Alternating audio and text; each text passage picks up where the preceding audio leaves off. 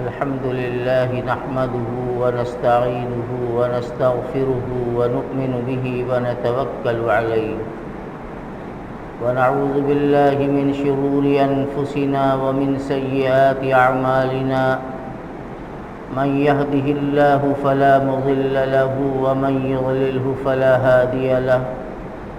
ونشهد أن لا إله إلا الله وحده لا شريك له ونشهد أن سيدنا ونبينا ومولانا محمدا عبده ورسوله أما بعد فقد قال النبي صلى الله تعالى عليه وسلم المسلمون في توادهم وتعاطفهم وتراحمهم كمثل جسد واحد إذا اشتكى عظم تداعى له سائر الجسد بالسهر والحمى أو كما قال عليه الصلاة والسلام۔ بزرگوں اور بھائیوں، اللہ کے رسول صلی اللہ علیہ وسلم کی تعلیمات جس نے ساری دنیا کے انسانوں کو متاثر کیا، وہ آپ کا پیغام محبت تھا۔ آپ کی تعلیمات میں ہر ایک کے ساتھ حسن سلوک، ہر ایک کے ساتھ اچھے برتاؤ اور اچھے اور عمدہ اخلاق کے ساتھ پیش آنے کی تعلیم ہے۔ مخالف چاہے کتنی مخالفت کرے، دشمن دشمنی کی چاہے کتنی حدیں پار کر دے، لیکن آپ نے ہر ایک کو اپنا بھائی سمجھا اور آپ نے صحابہ کو اسی کی تعلیم بھی دی، اور یہی وہ محبت و مروت اور آپ کی وہ اعلیٰ ظرفی اور بلند اخلاق تھا جس نے عرب جیسے کٹر دل کے پتھر دشمن کو بھی مجبور کر دیا آپ کے اخلاق کے آگے۔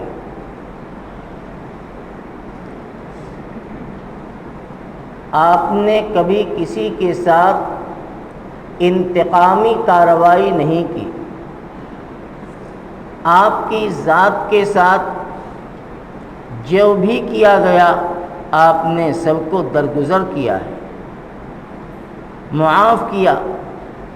اور جب سامنے آیا تو آپ نے اس کو اپنے سینے سے لگایا۔ اور یہی تعلیم آپ نے امت کو دی ہے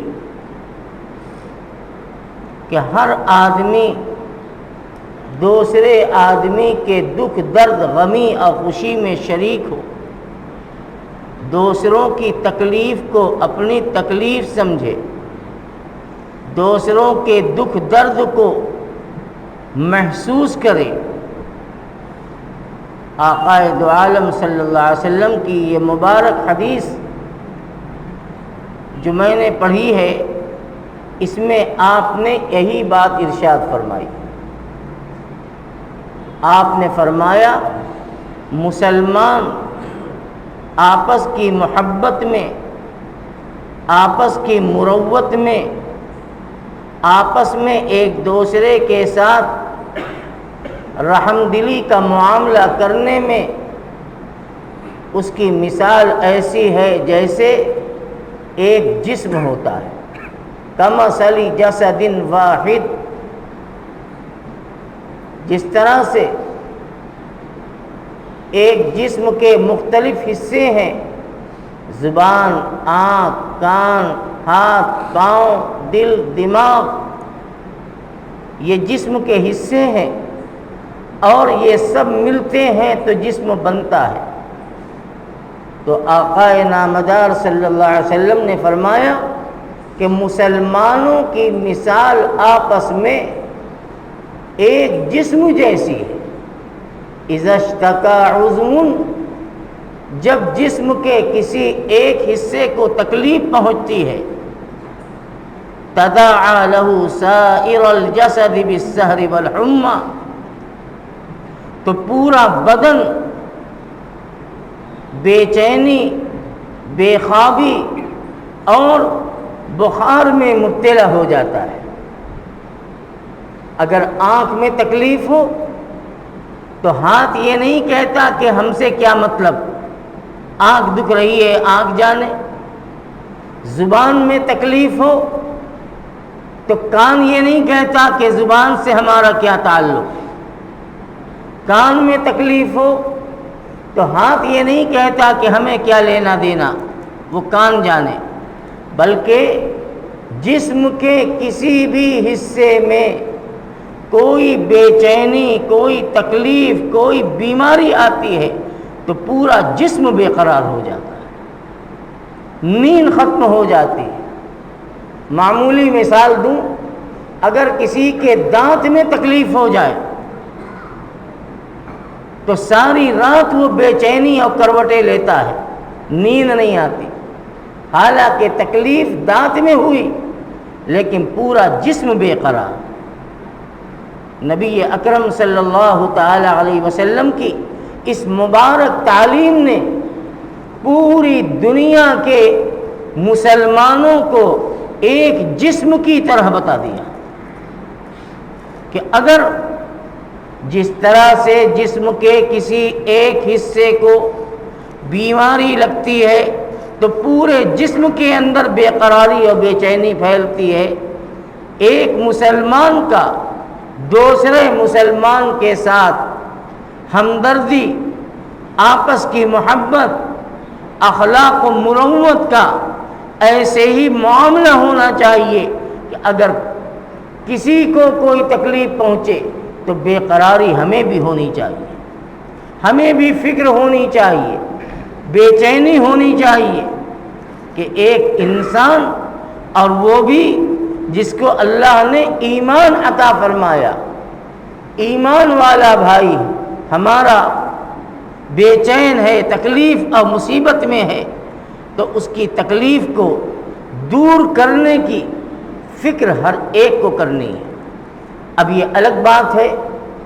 کہ ہم اس کی مدد کیسے کر سکتے ہیں، ہم اس کے ساتھ محبت کا اور اس کے دکھ اور درد میں کیسے شریک ہو سکتے ہیں۔ آقا مدنی حضرت محمد الرسول اللہ صلی اللہ علیہ وسلم نے پوری دنیا کے انسانوں کو ایک لڑائی کے اندر پرو دیا۔ آقا دو عالم صلی اللہ علیہ وسلم نے جس طرح سے مسلمان اور ایمان والوں کے ساتھ محبت، ہمدردی، تعلق کا معاملہ کرنے کی تعلیم دی ہے، اسی طرح سے ہر انسان کے ساتھ آپ نے یہی تعلیم دی ہے۔ نبی کریم علیہ السلام نے فرمایا، ان المؤمن اخو المؤمن، ایمان والا تو ایمان والوں کا بھائی ہے، رشتہ کچھ بھی نہ ہو، زبان الگ، رنگ و نسل الگ، لیکن کلمہ توحید کی بنیاد پر آپ نے ہر مسلمان کو دوسرے مسلمان کا بھائی قرار دیا۔ اللہ تعالیٰ فرماتے ہیں، انما المؤمنون اخوہ فاصلحوا بین اخویکم، ایمان والا دوسرے ایمان والوں کا بھائی ہے، لہٰذا آپس میں کبھی اختلاف ہو جائے، کبھی جھگڑا ہو جائے،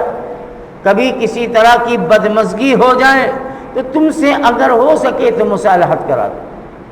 ملا دو، جوڑ دو، دوڑنے کی فکر مت کرو، جوڑنے کی فکر کرو۔ اللہ تعالیٰ نے یہ بات بیان فرمائی۔ اس وقت ساری دنیا کے اندر ایک بے چینی ہے، ایک پریشانی ہے، کبھی اس وبائی بیماری کو لے کر دنیا میں پریشانی، آنے جانے کی سہولیات کم ہو گئی، آدمی جس طرح سے پہلے بے فکری کے ساتھ اندرون ملک اور بیرون ملک کا سفر کر لیتا تھا، اب اس کے لیے مشکل ہو گیا، اس لیے کہ اس وبا نے اور اس وبائی دہشت نے ہر ایک کو ڈرا کے رکھ دیا ہے، یہاں تک کہ مسلمانوں کا اہم فریضہ یعنی حج وہ مشکل ہو گیا، آدمی جا نہیں سکتا۔ حکومت سعودیہ کی طرف سے جو پابندیاں ہیں اور جو شرائط ہیں، اس شرائط کا پورا کرنا مشکل ہو رہا ہے، ایک عجیب حالت ہے۔ کبھی یہ سوچا نہیں جا سکتا تھا کہ اس طرح سے حرمین مقدسین تک پہنچنے میں اتنی دشواریوں کا سامنا کرنا پڑے گا، تصور اور خواب و خیال میں یہ بات نہیں تھی، لیکن آج 2 سال گزر گئے، اسی حالات میں ہو رہا، حج تو ہو رہا ہے، عمرہ ہو رہا ہے، لیکن مقامی اور قرب و جوار کے لوگ انتہائی نگرانی کے ساتھ، پابندیوں کے ساتھ وہاں پہنچائے جاتے ہیں اور پھر وہ فریضہ حج اور عمرہ کی عبادت کرتے ہیں۔ تصور میں یہ چیز نہیں تھی کہ کیا ایسا بھی وقت آ سکتا ہے،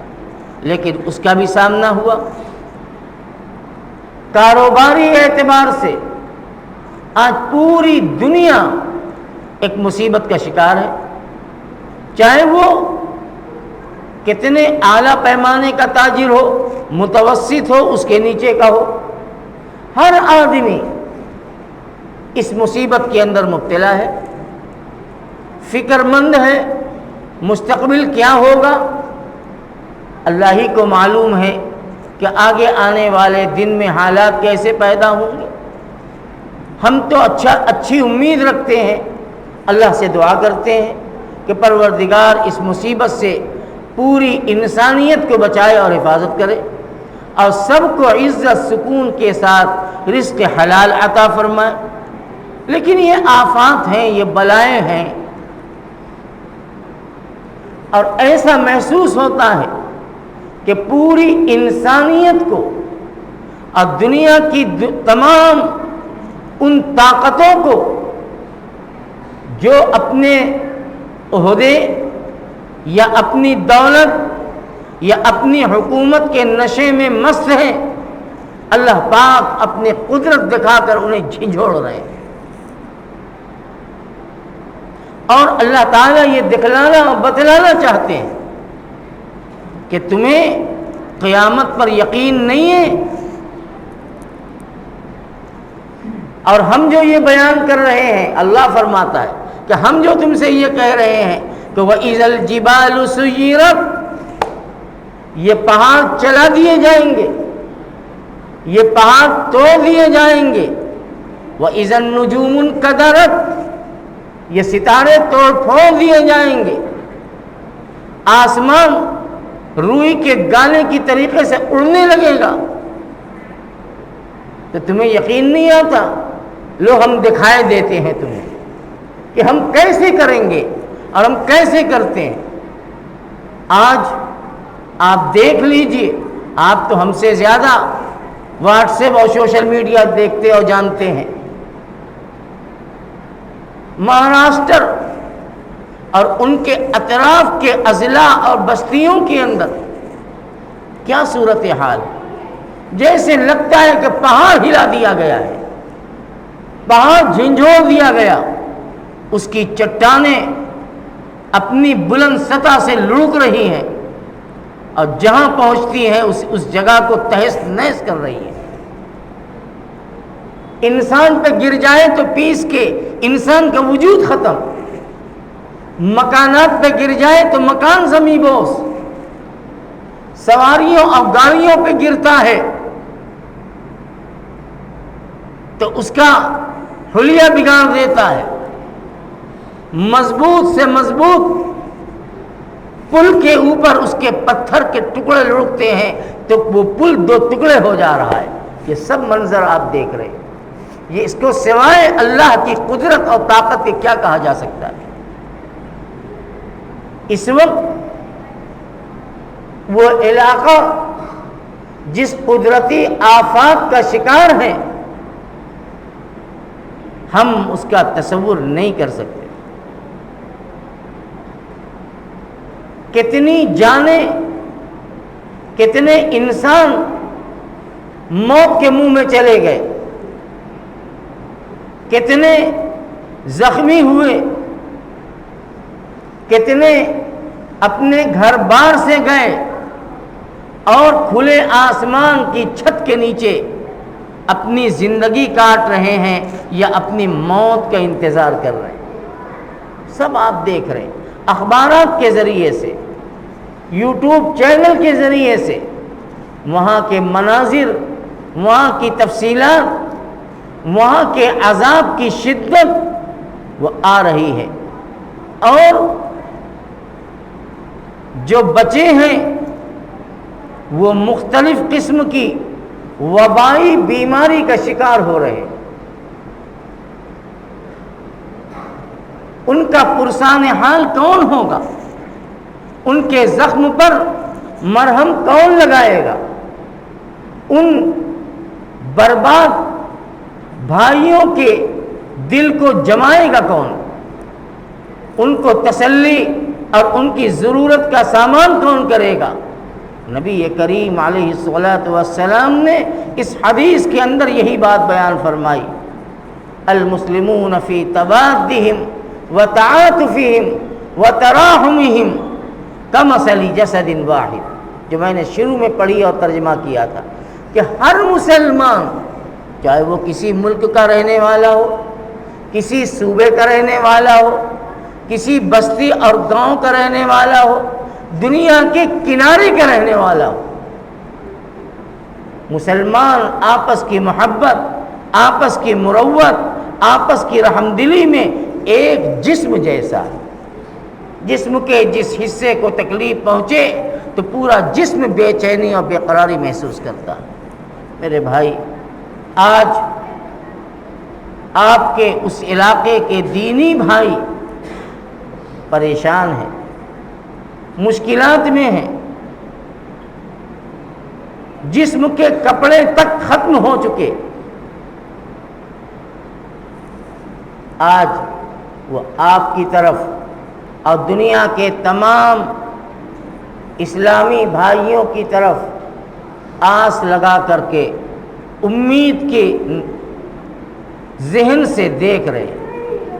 کہ ان کے زخموں پر کوئی مرہم رکھنے والا بن جائے، ان کی مدد کرنے والا بن جائے. اللہ سے پناہ مانگنی چاہیے کہ اللہ تعالی ہمیں یا کسی کو بھی اس طرح کے حالات میں مبتلا کرے. قدرت کبھی کبھی اپنی طاقت کی ایک جھلک دکھاتی ہے. اب وہاں پر پانی تو اتر گئے، لیکن کیچڑ، دلدل، بیماریاں، گندگیاں، وباؤں نے اپنا ڈیرا ڈال دیا. وہ کہیں جا نہیں سکتے، وہ بھاگ نہیں سکتے. 2 پہاڑوں کے درمیان کی بستیاں، میدانی اور جنگلوں میں رہنے والے اور صحراؤں میں رہنے والے لوگ ہیں. وہ جائیں تو کہاں جائیں؟ کتنے اپنے بیٹے سے بچھڑ گئے، شوہر بیوی سے، بیوی شوہر سے بچھڑ گئی، ماں باپ ایک دوسرے سے دور ہو گئے، کچھ تو لقمے اجل ہو گئے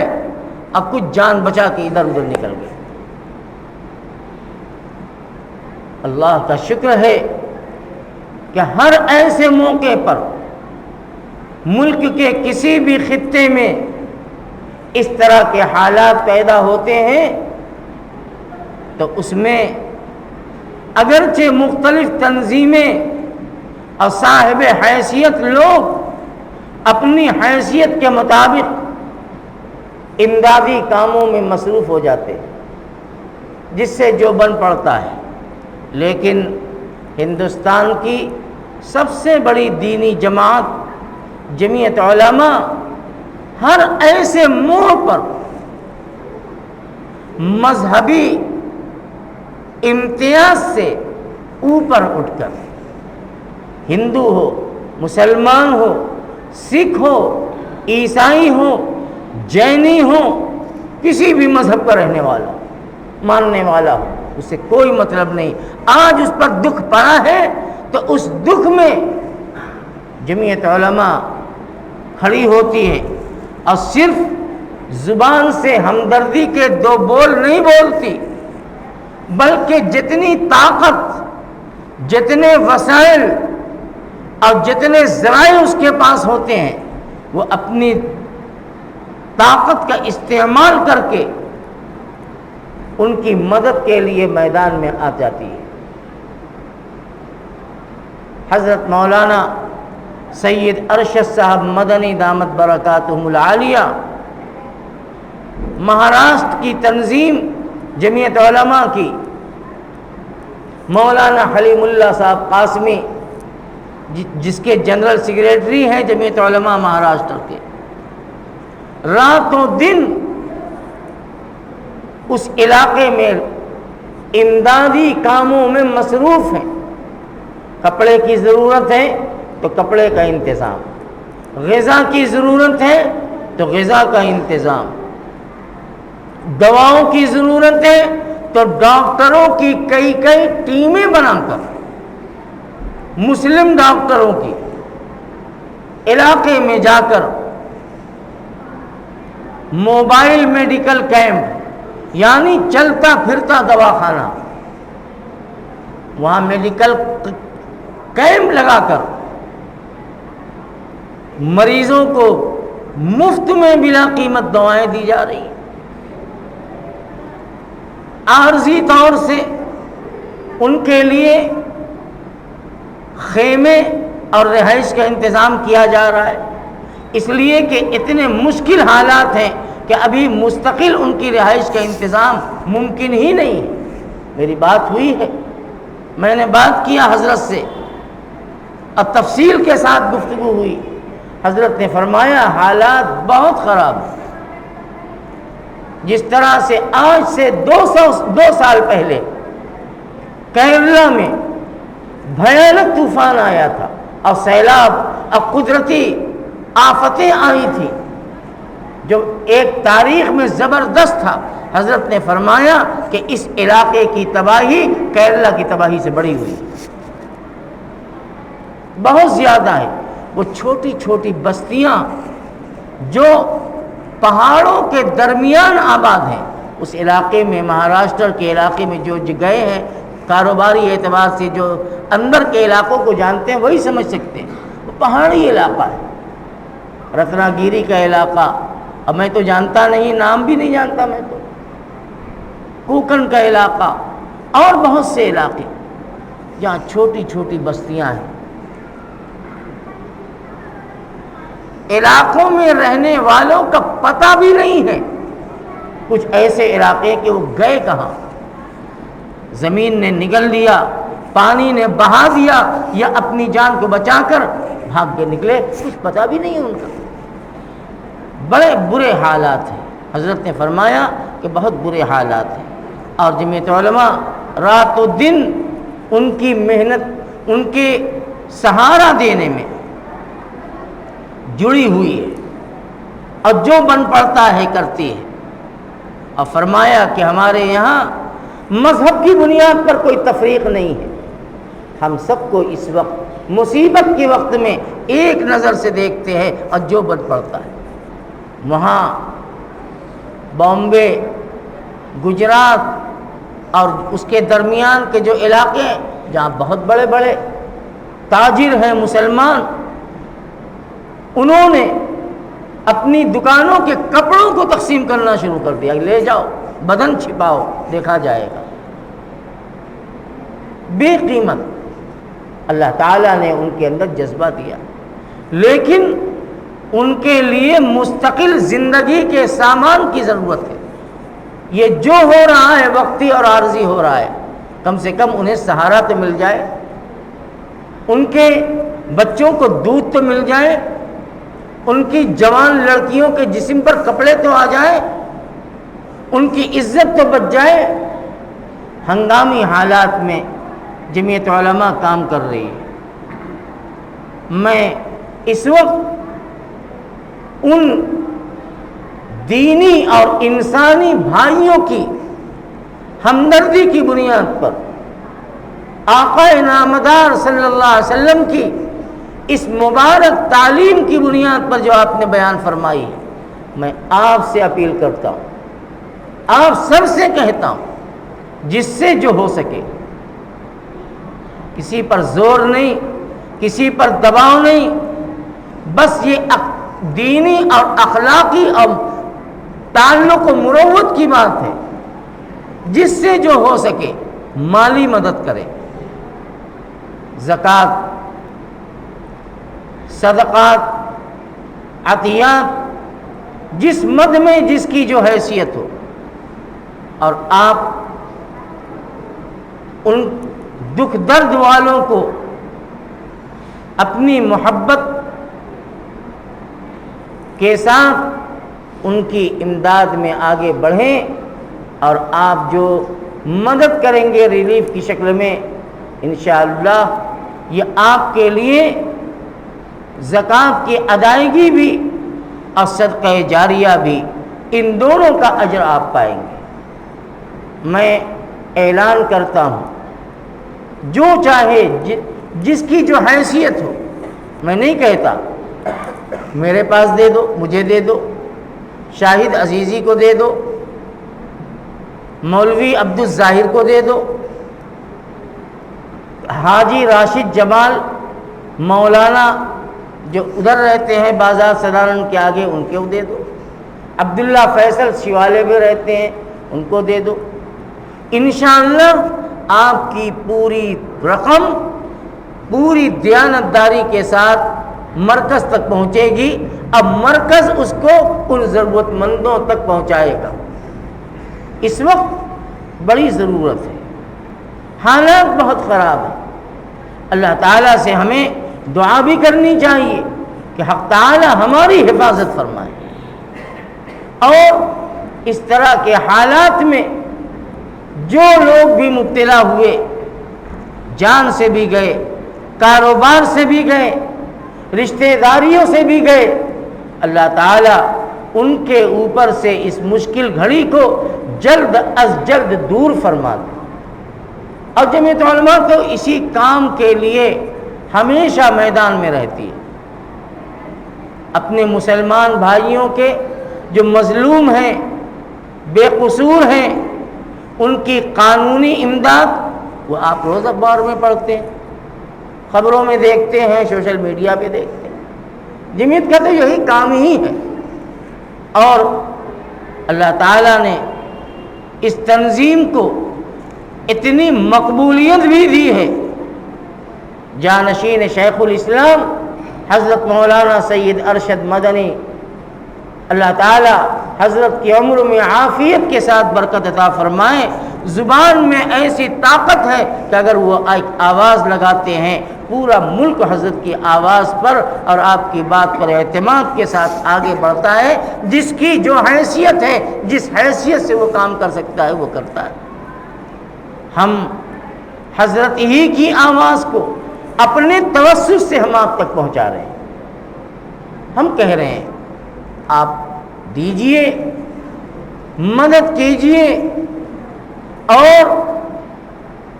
آپ کی یہ مدد انشاءاللہ ان مجبور، پریشان حال، بے کس کے حق میں رحمت ثابت ہوگی۔ اور اللہ تعالیٰ نے مسلمانوں کو الحمدللہ یہ جذبہ دیا ہے، جب بھی وقت پڑا ہے، یہ کوئی نئی چیز نہیں ہے، جب بھی وقت پڑا ہے آپ نے اپنی محبتوں کا ثبوت دیا ہے، امداد کی ہے، تعاون دیا ہے۔ اللہ تعالیٰ ہم سب کے آپ سب کے کاروبار میں خیر و برکت عطا فرمائے۔ اور زکوٰۃ کی رقم وہ تو واجب ہے، فرض ہے اس کی ادائیگی، اگر جس کے پاس ہو وہ مد ابھی تو اس مد سے اس کی مدد کی جائے، انشاءاللہ آپ کا پیسہ کام آئے گا۔ ان ضرورت مندوں کو اللہ تعالی ہم سب کے اندر حوصلہ پیدا فرمائے۔ ہم ان کے لیے دعائیں کرتے ہیں کہ رب کریم ان کے حالات کو اور وہاں کے حالات کو درست فرما دے، اور اپنی پوری زمین کو اور پوری دنیا کے انسانوں کو اس طرح کی بلاؤں سے، وباؤں سے، پریشانیوں سے محفوظ فرمائے۔ وآخر دعوانا ان الحمد للہ رب العالمین۔